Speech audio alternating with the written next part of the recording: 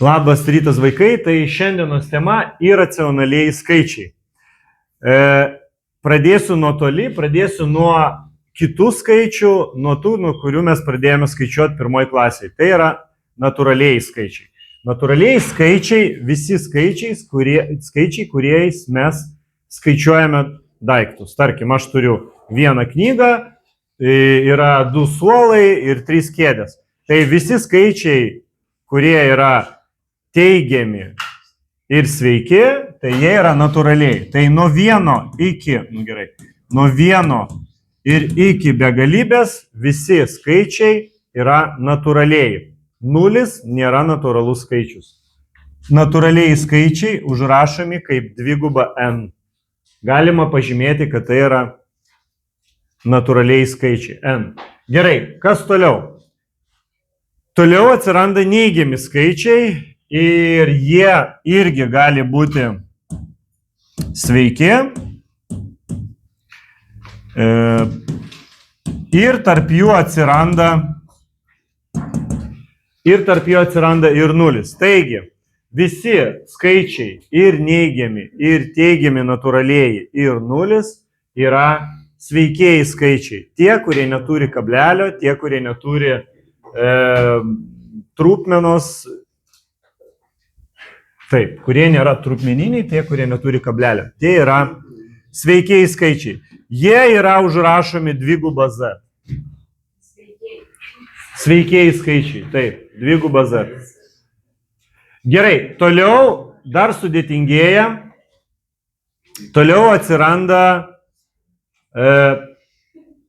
kablelis. Tai yra, mes galime bet kokį skaičių, tarkim, kad ir 3, užrašyti kaip 3 pirmosios.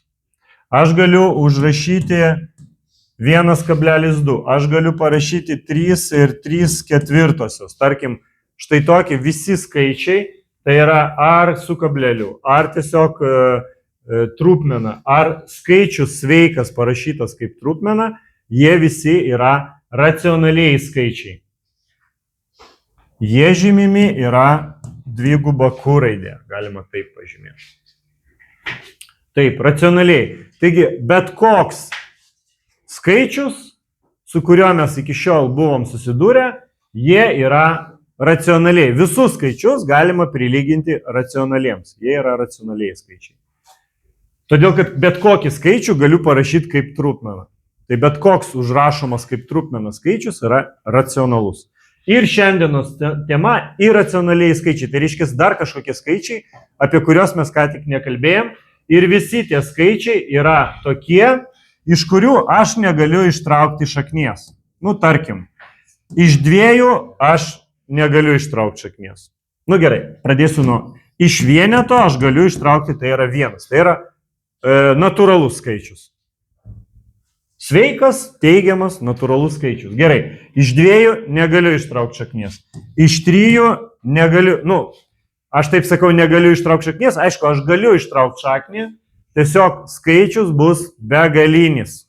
Jis bus labai labai didelis ir begalinis.